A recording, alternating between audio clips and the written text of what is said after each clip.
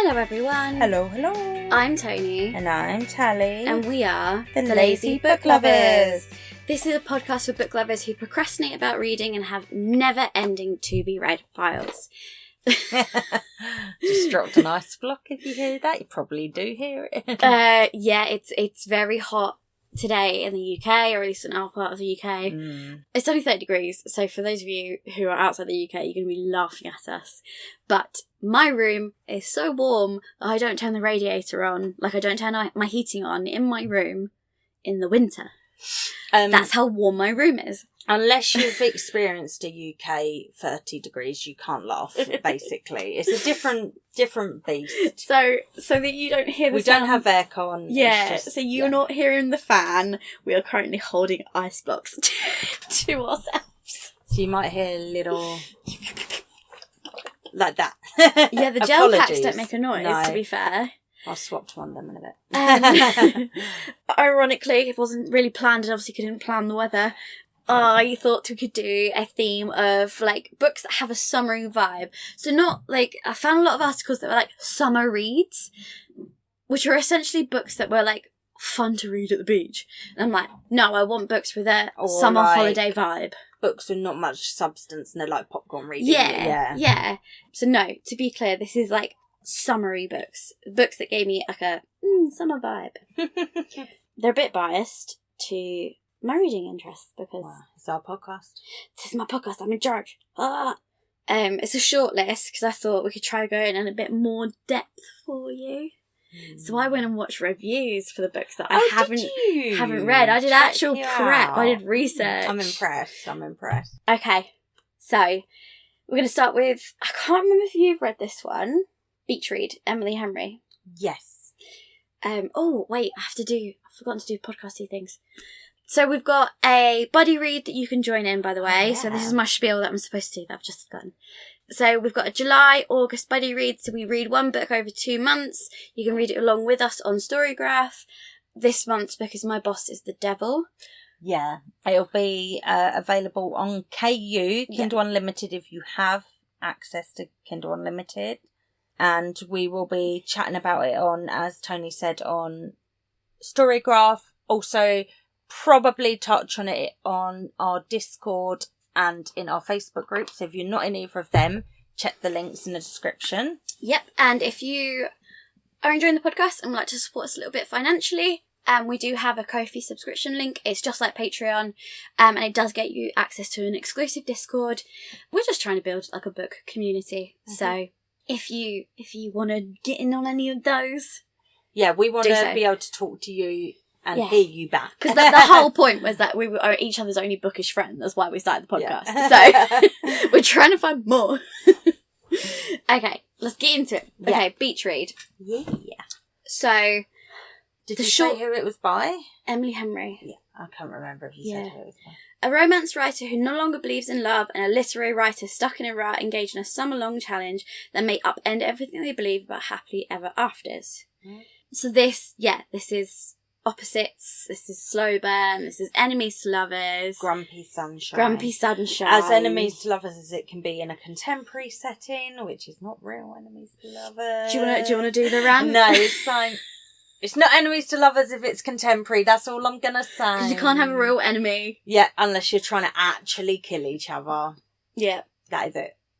I will stop derailing with my enemies to lovers rant. I enjoy your enemies to lovers. If there's any book that has a quote unquote love triangle, I'll be back for another rant later. No, I don't think I've got any of them. Okay, they've escaped. We'll save that. They're falling out of popularity, and I'm here for it. Do you know what's in popularity that I keep coming across? Reverse harem, and I'm like, yeah. Oh, so I'm completely derailing already. No, you're fine. We've only got 10 books, so you know. I put out a thread the other day saying, like, if you're an indie author, would you be annoyed if I slid into your DMs and told you my thoughts as I was reading your book. Yeah. And I had a very positive response. One person was very aggressively angry with me. And I was like, all right, I won't read your books then. And then okay, babe. You don't have to join in. I looked at their books, and to be fair, I would never have touched them anyway. But yeah, there was a mostly positive response. So I actually went through like the 35 or something authors that replied to me to see if any of them had a book I would like, and I added them onto a list for me to give a try at some point. Cool. One of them, I was looking at their books, and I was like, I don't really think there's anything here that's for me. And then I saw one that was like a reverse harem with 12 guys, and I was like, oh, maybe that could be something I'll read, because I've been reading a lot of reverse harem books recently. Don't ask me why. And then I looked into it, and I was like, 12, and I was like, oh, I could give that a try. And then I read a bit more, and it was like, My Brothers, and I was like, related brothers, or, yeah. Oh, no. Yeah. Incest with 12 brothers. Look, I'm not wasn't judging, yakking anyone's yarn, and author, this isn't anything at you. I know, like, taboo romance is a thing. I was just like, it's not for me. But I just found that quite interesting that that's a book that's out there, and it had a lot of high reviews. Why is that It's obviously well written. Credence? Yeah, that's the one with the dad and the step uncle or something, the uncle and the step uncle and the nephews, and she ends up fucking all of them. Yeah, I've not read it, but I watched a review. I watched Lexi, I think. Yeah, I think we've watched the same one then. And I was like, you know what? That has just told me that I don't need to read that one. Yeah, I'm not whatever. It's just incest is not something I tend to pick up. It's just so weird. Such a prude. I am so weird like that. I am quite prudish. I mean, this week I read all of the series. What is it that starts with The Dragon's Bride? And I caught up with the rest of the series. I'm a serious prude, with my Kraken's romance and stuff.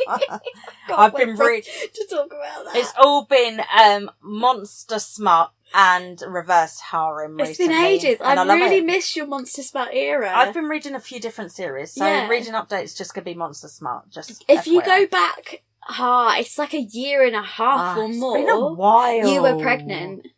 Yes, I was. That poor kid. Maybe even 2 years ago in the podcast, you'll find that era of the Kraken smut. So I read The Dragon's Bride in 2022, mid-2022. So that's when I was reading a lot. Yeah. We've got some great reading updates. And we've been on pause, and now we're back. I'm glad Monster Smut is back. Yeah.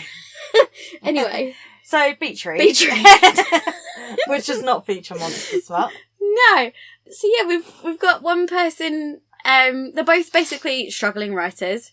Not struggling as in struggling to get published, but as in they just can't. Like writer's block. Writer's block, thank you, that's the word. The girl has lost her father and is a bit like, nothing is real, love isn't real, blah, blah, blah. And he is an old enemy from her uni days. And she's like, still like, I hate you. And he's like, I actually never hated you, I was just a dick. Yeah, so they had like a bit of a miscommunication at university, and then because they both went on to become authors, they just kind of had a bit of a, not really a rivalry, because they write in different genres. Yeah. But she's a romance writer, and she sort of has her backup about not being taken super seriously. She's always held it that he hates her. Yeah, because he writes sort of speculative, quite sort of hard-hitting, gritty fiction, and she's like, oh, you obviously look down on my romance fiction, and he's like, and in the end he's like, I don't. So what they actually do is they decide to beat their writer's block, they swap genres. So she does his topic, which is about a cult in the woods in the 70s that actually is related to something that happened to his actual family, turns out, and she has to write a romance, and as part of that, of course, she takes him out on like book trope dates. I do feel the only downside of this book is they didn't do enough of that. Yeah, that had so much potential. I think they only go on like 2 dates. They do like a carnival, they do the trip to the woods, which like is also for his research for that book, so it's kind of like a double, and that's pretty much they do like they do something by the beach one night, and like a romantic dinner and stuff, and then vice versa, he takes her when he goes to interview people and stuff, and so he takes her on like 2 research interviews. trips. And I do feel like they could have done more with that. I would have loved to have seen more There is cute little romance dates. There is a lot of describing of them writing at separate desks. Yeah, and so they're in beach houses next to each other. Yes, Did we mention I think that? we missed that kind of context. Yeah, so they that's how how this competition starts. Is she goes to her dad's old cabin, and it turns out it's next door to like her enemy, and that's his hometown, and he actually lives there now. So they end up their writing desks are in opposite windows to each other. So what starts out as a bit of a competition of like trying to distract the other person and fucking around, ends up being, you know, romantic. Yeah. And when things get spicy, it starts being like, oh, you can come over if you write 100 words, like 100 pages or something. I can't remember. It's cute. Very summery vibes, because obviously it's a beach read. It's literally set by a lake, like a beachside lake thing, cabin. And Emily Henry books, if you haven't read any of their books yet, there's a lot more to them apart from like they have a romance. Bit more depth. They have a lot of like family drama and things like that. Yeah. And in this one, it's a small town. There's a lot of kind of busybodies that are trying to get them together as well, isn't there? Yeah. Trying to set them up. He has an aunt who owns a bookshop who clocks it immediately. Yeah. And she's like, yeah, you two. Right, okay, called it. Yeah, she like invites them both to like a book group and tricks them or something. Yeah, and then she gets drunk. Yeah. And he has to drive her home when she's drunk. And she also has to come to terms with the fact that her dad wasn't the kind of perfect person she always pictured him to be, because some things come to light and stuff. Yeah. Yeah, so they're both named after months as well, isn't it? June and August, is that? No, he's Augustus. Oh, Augustus. And his historiograph has a bad habit of January. That's it, January. No, I think I just decided his name was August because that's cuter. It's Augustus, but close. Okay, and now, so I've limited, to be honest, I think almost every Emily Henry could fit in this category. Yeah. You keep looking for my romance shelf. I've sold them. That's why you can't see them. Oh. They're gone. Okay. Brutal. We're being strict now. Yeah. Read them, not going to reread them, they're gone. Yeah. Yeah. Fair enough. The vintage life has come for me. I sold my Shatter Me series. Do they sell? Well, you've got one up there. Believe me. I haven't read that one yet. But because I started re-listening to the audios. Yeah. And I was like, I know I'm never going to reread this series. Yeah. And I was like, right, this is it's taken up an entire shelf. Yeah. So I was like, cool, but this needs to go. I got a pretty decent amount of money for it. Do your books? Do they sell quite quickly on Vinted? Some of them. Because I have a lot of books and I'm thinking of doing them on Vinted. I have a lot of books I need to get rid of. If you're clever with your pricing. Yeah. Or if I've priced it high, I tend to explain why. Okay, yeah. So I put in the description, like, on Amazon, secondhand, this is this plus delivery or whatever. Yeah. I'm like, so you are saving money and also not giving money to Amazon. Yeah. So I sort of put that stuff in the description and that tends to help. Working in marketing and doing lots of keywords work right now. Really helpful. Yeah, so I don't know, I've got a few that have been sat there a while. I don't know, you guys would you want my Vinted store? I don't know, I'll link it somewhere. Pretty much anything you've heard me talk about in the podcast that I don't intend to keep, it does end up on there. Is it in your links on your bio or what? No, I haven't really linked it anywhere. I think I should to my blog as well. Yeah, you should. I keep forgetting. I've just included one other Emily Henry. Yeah. For this, but I think they could all fit. Just FYI, I just didn't want it to be an entire list of Emily Henry. So, Happy Place. So that one is Harriet and Wynne. So this, actually the description's not too long for this one, so I'll read the description out. Harriet and Wynne are the perfect couple. They go together like bread and butter, gin and tonic, Blake Lively and Ryan Reynolds. Every year for the past decade, they have left behind their lives to drink far too much wine and soak up the sea air with their favourite people in the world. Except this year, they are lying through their teeth. Harriet and Wynne broke up 6 months ago and they still haven't told anyone. This is the last time they'll all be together here. The cottage is for sale. And since they can't bear to break their best friend's hearts, they'll take it for one more week. But how can you pretend to be in love and get away with it in front of the people who know you best? So it's like second chance romance, this one. Yeah.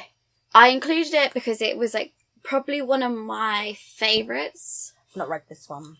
To be fair, the other one that could have been on this list, as you said, any of them. Yeah, this isn't my favourite Emily Henry. I was just trying to remember. The one where she's like a... Book lovers. Book lovers, yeah. Yeah, book lovers is my favourite. Better lift it off this list. So, yeah, they are exes. They've been together a long time. They're part of a friendship group that did just start out all as friends. It started out as just the 3 girls. And then they moved into flat shares in college. And from there, they sort of collected more and more of these guys that are in the group.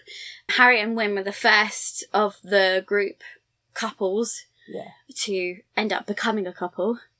And not long after that, the other pair followed. Yeah. So they're seen as, like, mum and dad. I don't know, everyone has that friends who are a couple that you're like, you're the reason I believe in love, and if you break up, love isn't real. Yeah. That's who they are to their mates.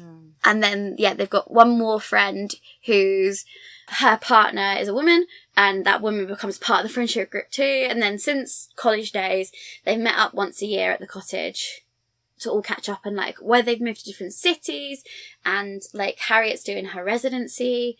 They all don't get to see each other very much anymore. So like getting together is becoming harder and harder and harder. So when they go for this one, Harriet and Wynne had discussed it, and she was like gonna be the one to take the trip, and he wasn't supposed to go. And then her best friend strong-armed him into coming, basically saying, "Oh yeah, me and Figgy are gonna get married, so and also the cottage is going for sale, so you have to come." And then they're forced to share a room because they're obviously keeping the ruse going, and she doesn't really understand. Like, the reason he broke up with her isn't fair, and it was a shitty thing to do. And it's all quite complicated. Like, his dad had passed away, and he was in this city for Harriet's residency and just not happy. There's a lot of parents passing away in Emily Henry books, actually. Yeah, I know. There's one in Book Lovers as Lovers well. too, and yeah. I've not read You and Me on Vacation, or The People We Are on Vacation, whichever the English name is. I've not read You that and Me yet. on Vacation's the English version. I don't remember any deaths in that one. But yeah, so if Emily Henry's working through some maybe. parental Working through some stuff. So he's just deeply unhappy, and then an unfortunate thing happens with one of Harriet's colleagues, and she immediately tells him, and he uses an excuse to just break it off. And he had already gone home to help his mum after his dad's death at that point anyway. So they were like different cities. So even that, it's really good angsty stuff, because like even as they start to reconnect and kind of figure out what went wrong with them, the fundamental truth of couldn't survive in Chicago. It did genuinely nearly kill him because his depression got so bad. Yeah. So he's like, we still have the same issue, and he's like, and I moved to Chicago for you. You can't move to where I live for me Because it's the same issue. Yeah. But the secret thing nobody knows is that Harriet's deeply unhappy in her residency, and she's been working towards being a brain surgeon since she was like 12. Yeah. This has been her goal her whole life. No, it turns out and the she dream hates is not. it. Yeah. And that's part of the issue, is she hates it. And she hasn't told like anyone. She has to go through it because she's been working towards it forever. And her parents were not well off, and they sacrificed a lot to get her through uni, and she feels like she's letting them down if she doesn't follow through. It's really... I mean, I liked it. I'm not usually a second chance romance person, but I liked the ending. I thought, and the whole thing obviously is just summer vacation. So they do, the friend that's forced them all to be there is trying to conjure up all the memories of when they were teenagers and doing the things that were fun when they were... You just can't do that when you're like... in their 20s. Yeah, it just doesn't work. And it's the same phase of life my friends are currently in, where you're transitioning out of your 20s, and the things you used to find fun in your 20s just aren't fun anymore. And we don't even have a lot of kids in our group. No. It's just, you just start to find different things enjoyable. Yeah. And if some friends don't catch up to you in that as well, that makes things really complicated. Now, the thought of having to be, like, out socialising till, like, midnight or something, it sounds horrific to me. But if you invited me to your house for a games night, I would probably be fine socialising till midnight. Yeah. But if you want me to stand in a loud place, no. I'll probably just be like, I'm going, bye. Yeah, and like, when you're in that phase of like transitioning out of it, and like some people are still enjoying that and some people aren't, and obviously makes a sort of divide. Yeah, it's a bit of an awkward point in a friend group when you're all trying to work out. Well, yeah, especially as like, I think sometimes if you have kids, that ends up making the decision for you. Mm-hmm. Whereas it's just kind of been like, oh, I'm just getting older and I don't enjoy this as much anymore. Yeah. Like, it's just been that slow kind of gradual realisation and like, just let it go. And a lot of people do get to that stage. Some people don't, and they enjoy it, and that's their lifestyle, and there's nothing wrong with that. But not, I think it's not likely that a whole friends group is going to continue finding the same thing. The more they get married and have kids, and the more you aren't in that phase of life, the less and less you have in common at that point. Yeah. Because there is a point when kids are small that they are your whole world. Yeah, they are. Yeah, and it takes, I don't know, like, your friendship has to evolve, and some people don't grow with that very quickly. Yeah. I think it can be hard for some people to understand that as well if they haven't had kids and are not particularly paternal or maternal. It could be hard for them to understand the whole... they become your life. Yeah, all she talks about is the kids, and it's like, well, yeah, because that's what she does with most of her day. I spend literally 20 hours of my day with them. Yeah, I haven't got much else to talk about unless you want to talk about washing or mopping. That washing up. Yeah. Yeah, so I really enjoyed Happy Place to Try, included on here. Most of these I haven't read, actually. I tried to go a bit outside of myself. Next one I've got, it's called Summer Reading, and it's by Jenn McKinlay. This is a big book. This is 460 pages. For a romance? Yeah. That should be illegal. So 300 pages max. Come on. Yeah. How much how much plot are we getting stringing in out here? This third act? Come on. Yeah, so I sort of saw conflicting reviews on this. What's it called, sorry? Summer Reading. When a woman who'd rather do anything than read meets a swoon-worthy bookworm, sparks fly, making for a hot summer fling in New York Times bestselling author McKinlay's rom-com. Oh, I like the idea of him being a bookworm, because it's usually the female being the bookworm. I like that. So this description's not too long, so I'm going to read the full thing. Really? It's like 4 paragraphs. That's huge. Doesn't feel too bad. Yeah, go for it. I might not read it all the way through. Yeah. For Samantha Gale, a summer on Martha's Vineyard at her family's tiny cottage was supposed to be about resurrecting her career as a chef until she's tasked with chaperoning her half-brother, Tyler. The teenage brainiac is spending his summer at the local library in a robotics competition, and there's no place Sam, who has dyslexia, likes less than the library. And because the universe hates her, the library's interim director turns out to be the hot reader guy whose book she accidentally destroyed on a ferry ride to the island.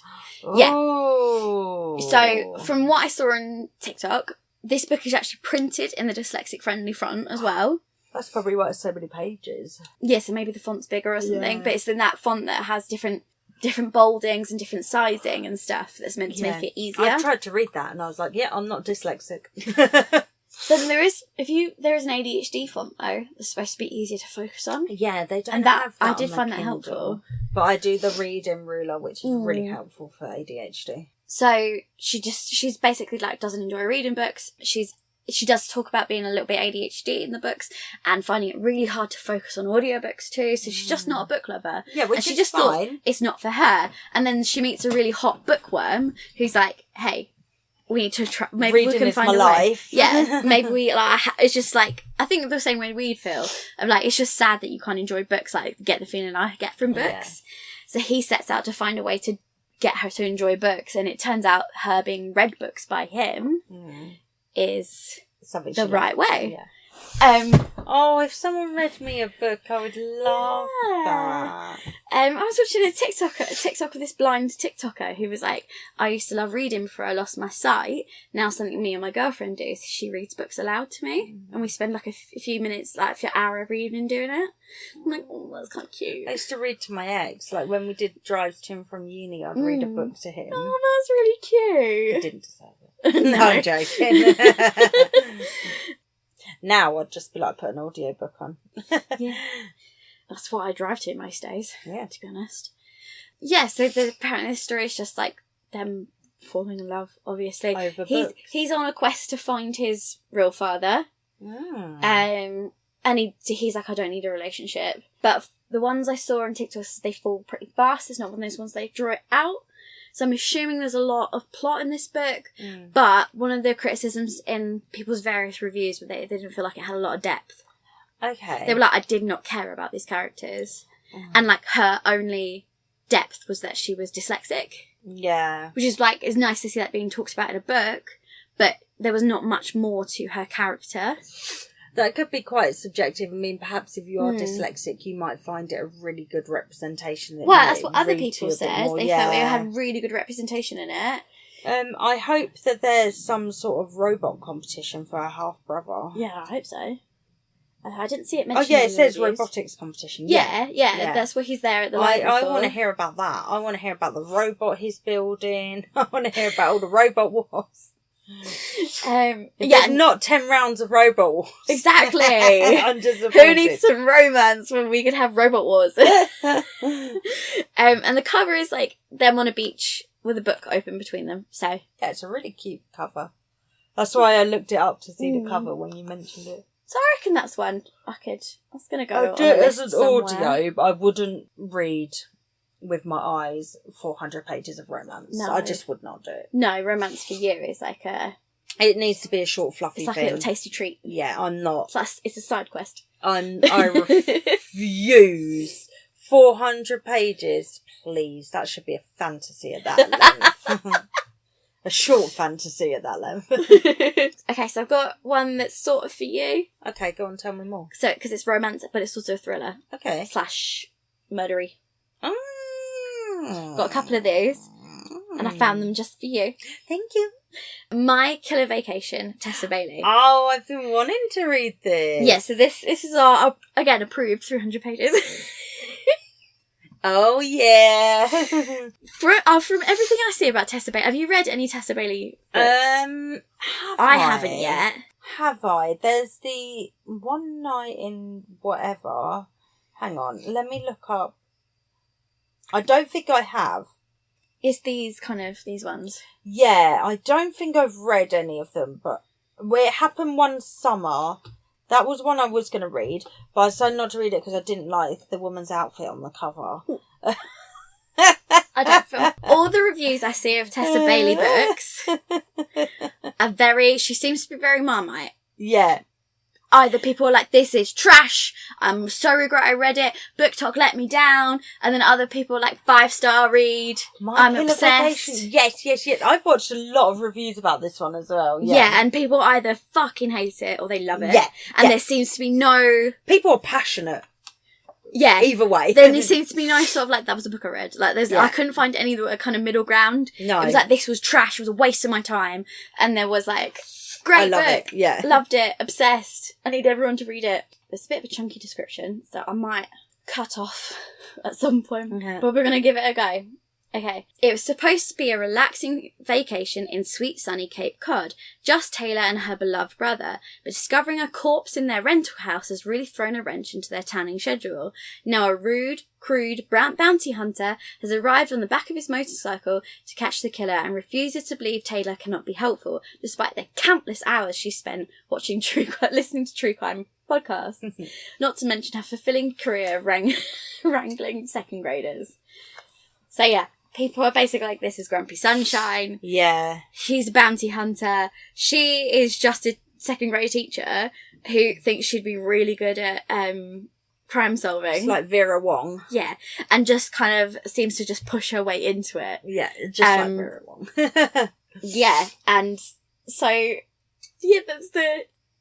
sure, she's stubborn, distracting, and can't stay out of harm's way, but she's also brave and beautiful. It reminds him of home he left behind 3 years ago.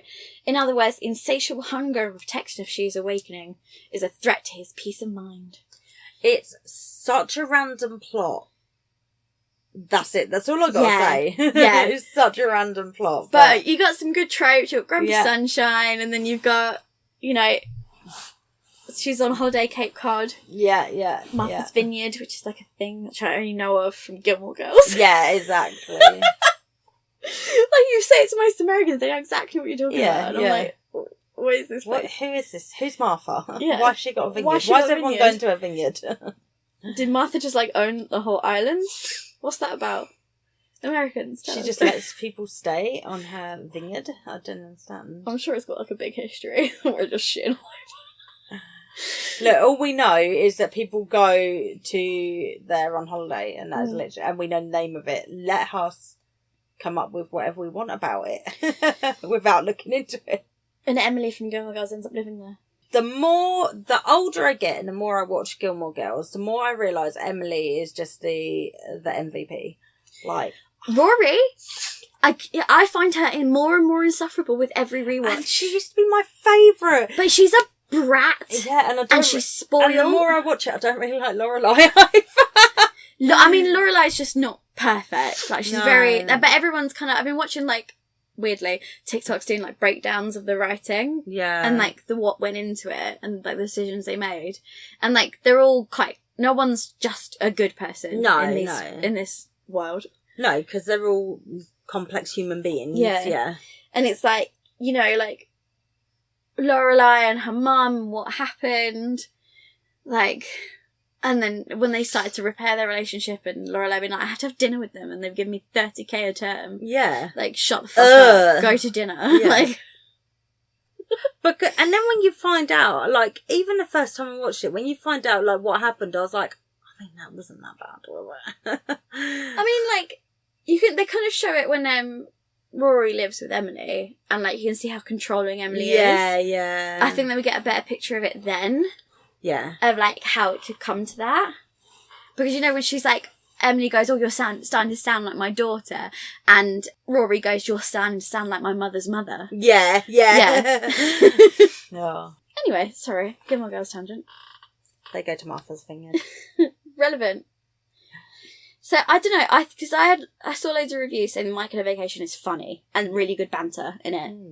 So it's hard to find good banter in books that doesn't feel stilted or weird or, like, pushed in. The best one I've read for is Hating Game, hands down. Oh, yeah. I think the best one for NMC lovers that felt real. Yeah. And good banter that never really left as they became a couple. That and, I hate to give these books any hype, Twisted Games from the Twisted series. That is another one that was enemies to lovers that felt realistic and the same banter carries through into their relationship. I like it when they get together, the banter continues because that's how they communicate. Yeah, that's their dynamic as people. You don't suddenly become like a not sarcastic asshole just because you're in love. No, it should bring out the best in you, i.e. it should make you more sarcastic. Yeah. Just need someone who can take it just brutally. Yeah. If people don't look at us like, why are they together? I don't want it. #toxic. So, this one we've both read. Tell me more. And I think it's perfect for this list. Go on. The Unhoneymooners by Christina Lauren. Yeah. This was a really good book. This was one of my favourites that I've read this year. I should have put it on my favourites list that I did for our summary. Oh, yeah. So this is...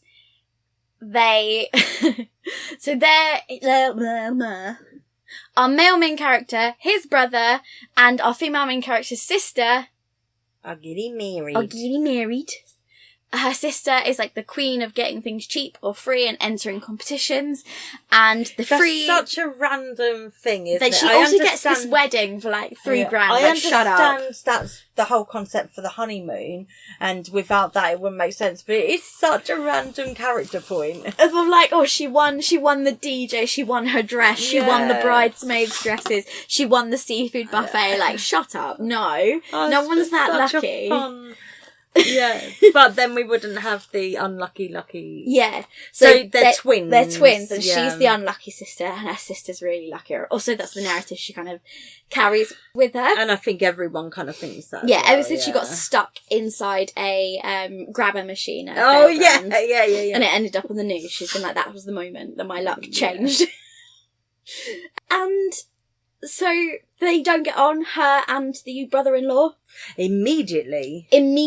Basically, when they first meet, she goes to get a cheesy thing from at a fair. She goes to get a bit of cheesy, greasy food. She's a curvier girl, and he looks at her with like a face of disgust.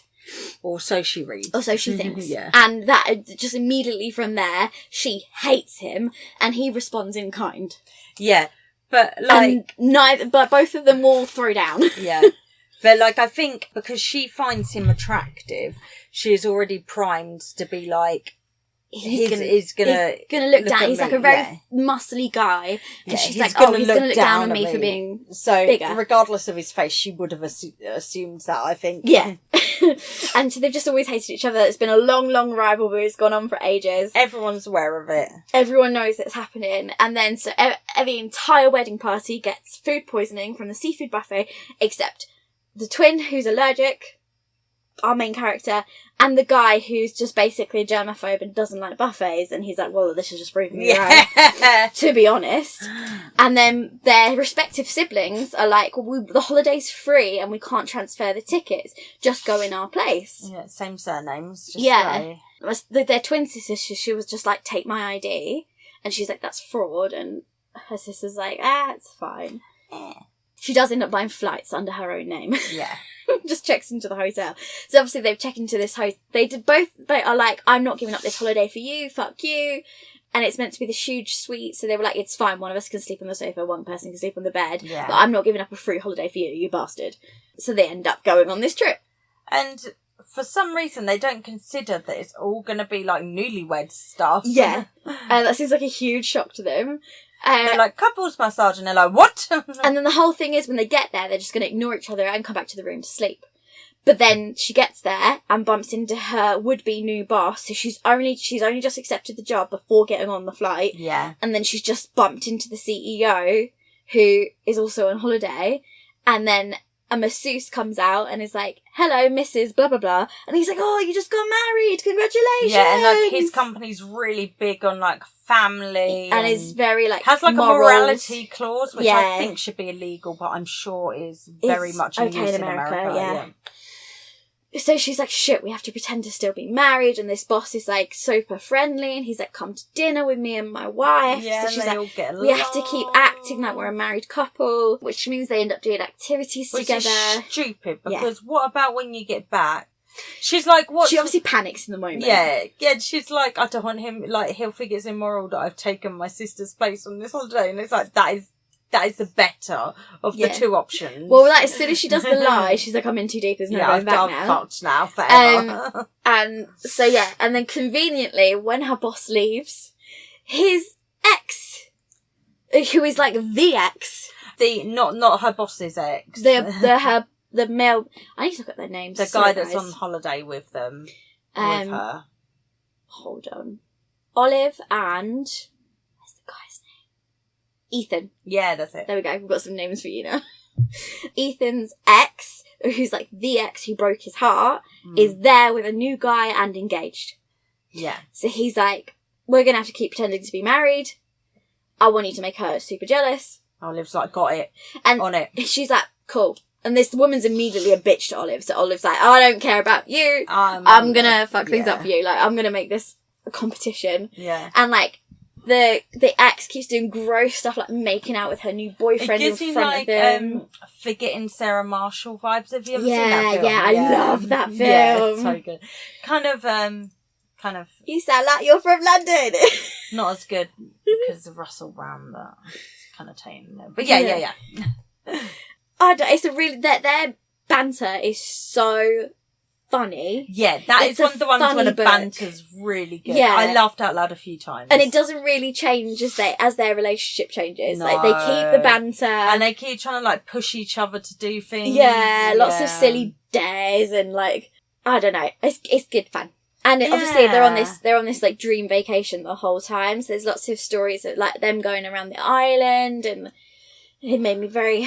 And, nostalgic for holiday. There is, at the end, like, it does continue on when they come back from the holiday, and I just think it's really good how they support each other with various things and whatever. Yeah, really, really good. Yeah, because the stuff comes to light about the brother-in-law, and they kind of discover what's made them enemies actually has nothing to do with them, and it actually is the brother-in-law's agenda.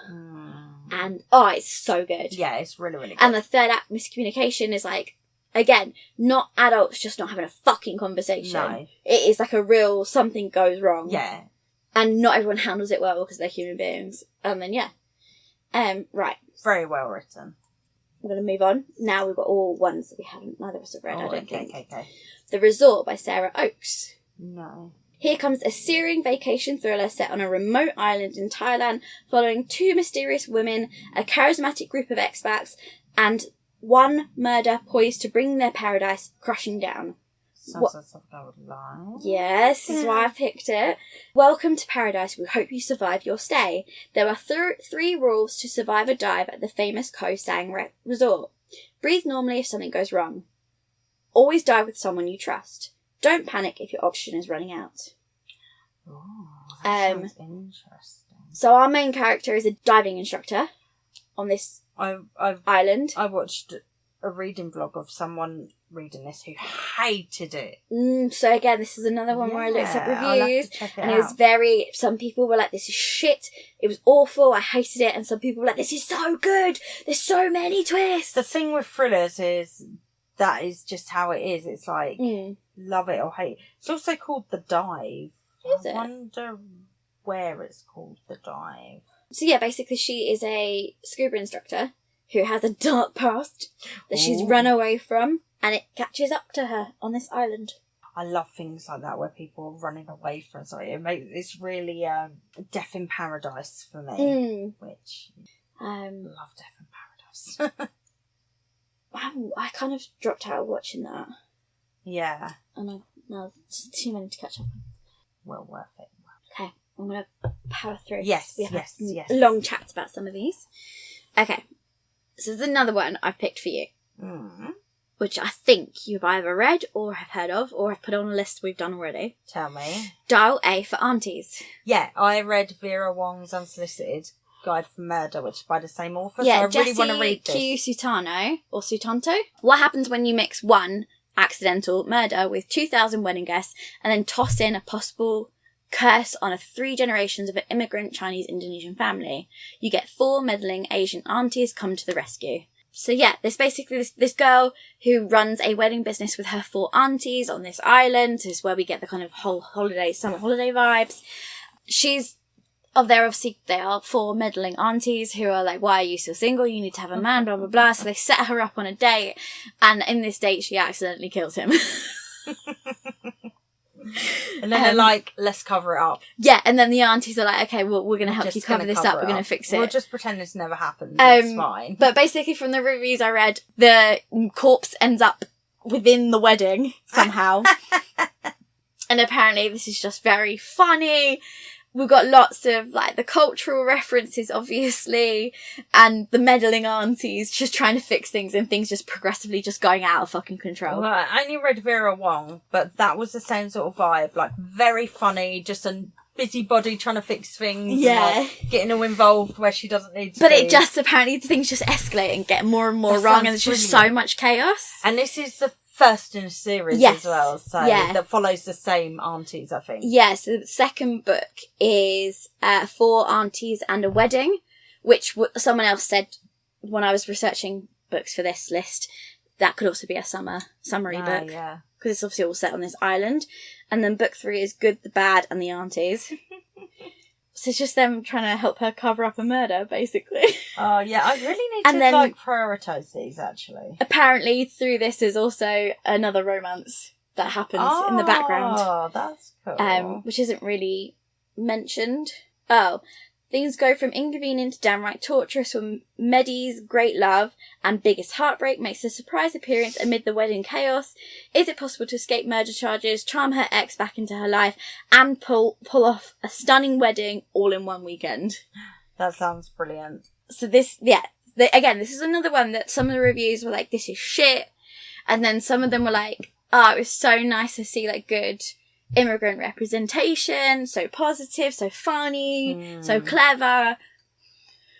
So, got some divisive books on this list, apparently. Yeah. So this is on here because I want to read it. Tell me more. There's a couple on here that are just on here because I want to read them, to be honest, because I made the list. And I'm in charge.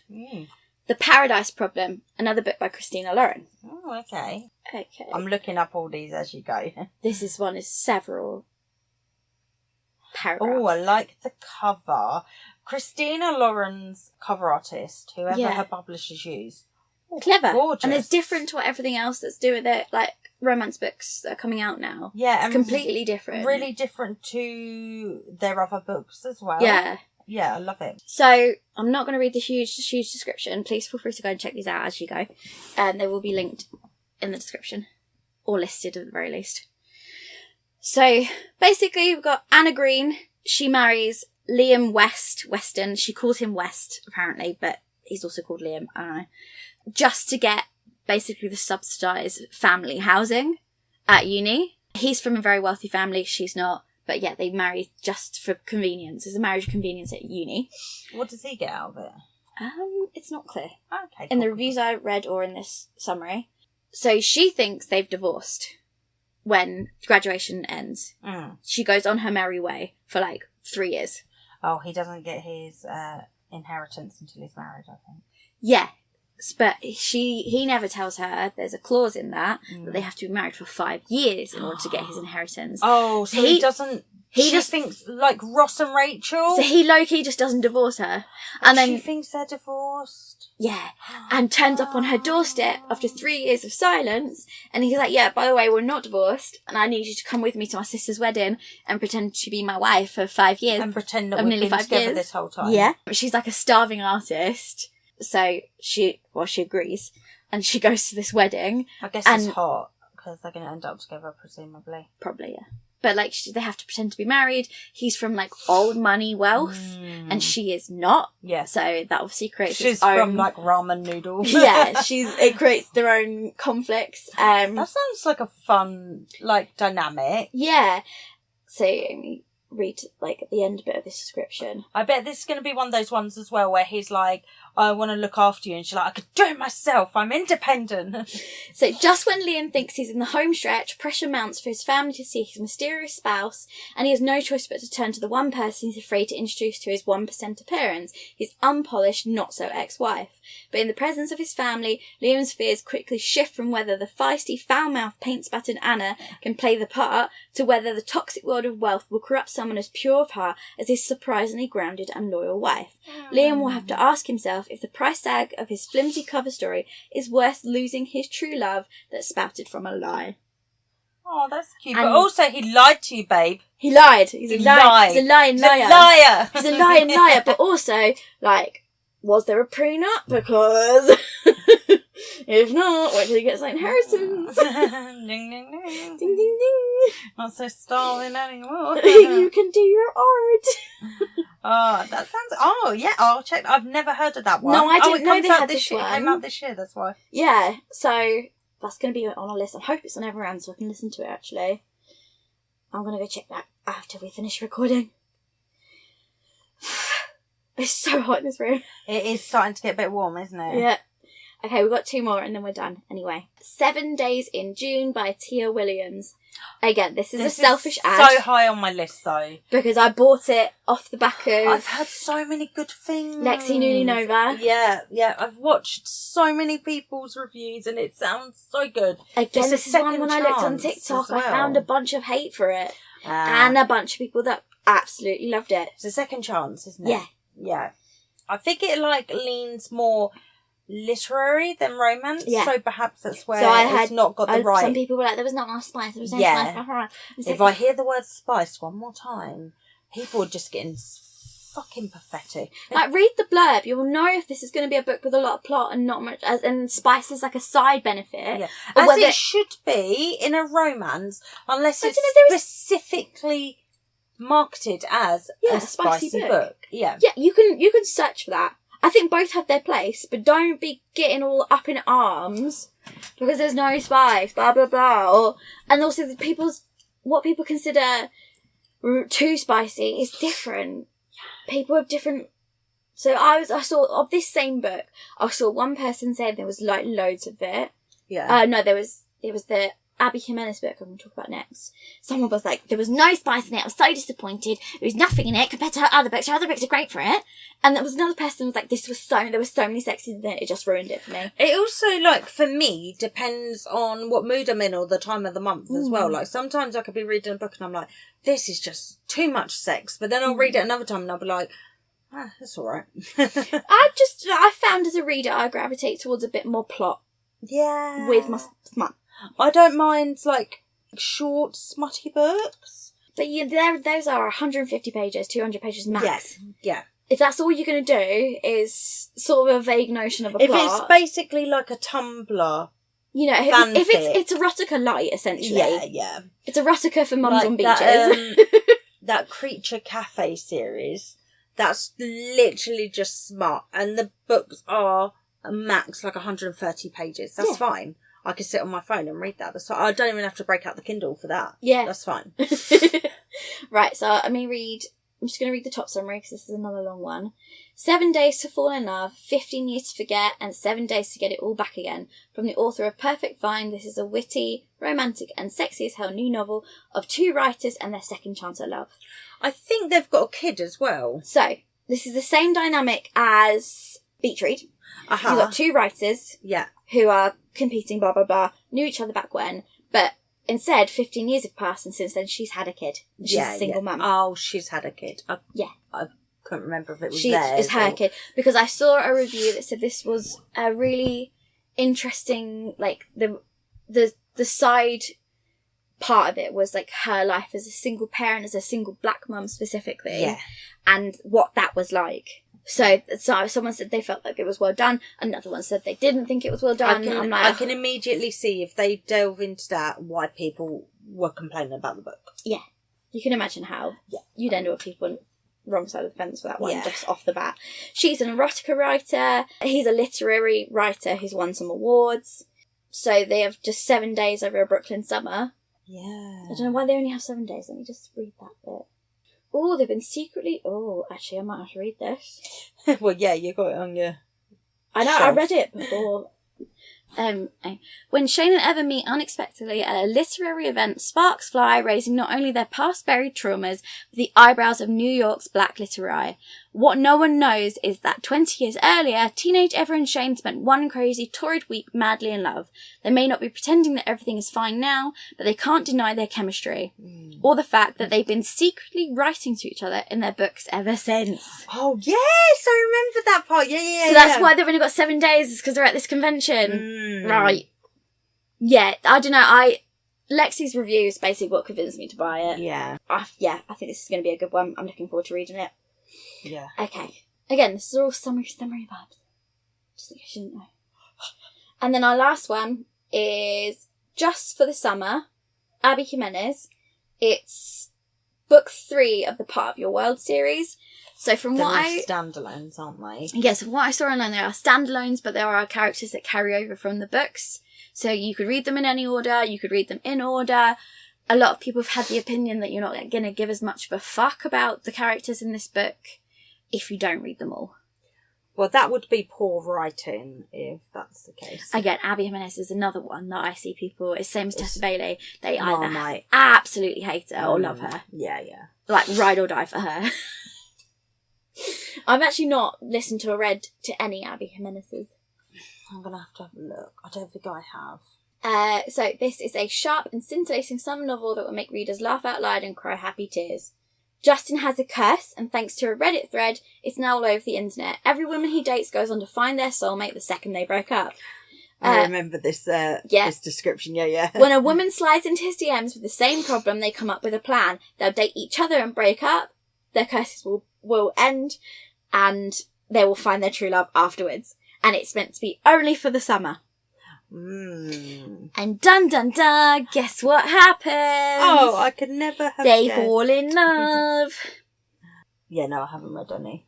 Yeah, I mean, he has to adopt his 3 siblings. So their relationship escalates quite quickly, it seems. I like all these ones involving children. I think that's like, as a mum, it's nice to read romance books involving parents, like single parents. You can still have romance. Yeah.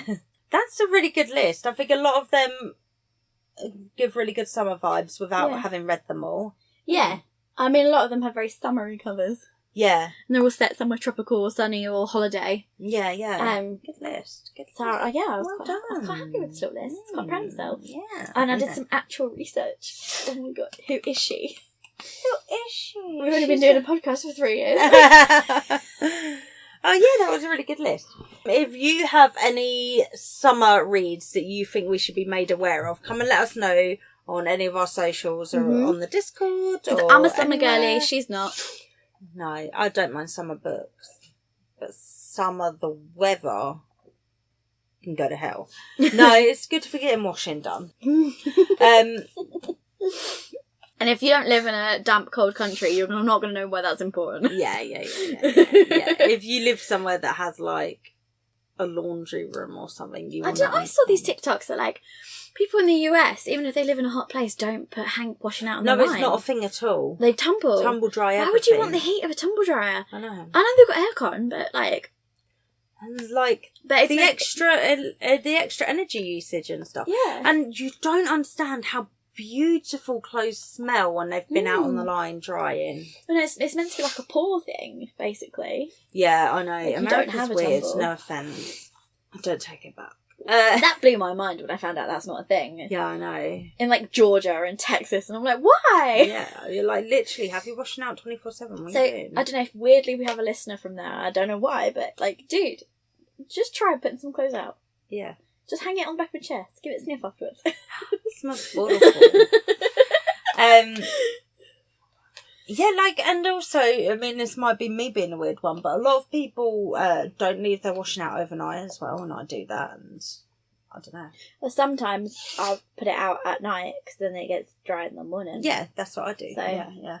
And then I haven't got to put washing out in the morning. Oh. Yeah, exactly. I think that's if you're a morning person or not. That's probably the line. Yeah.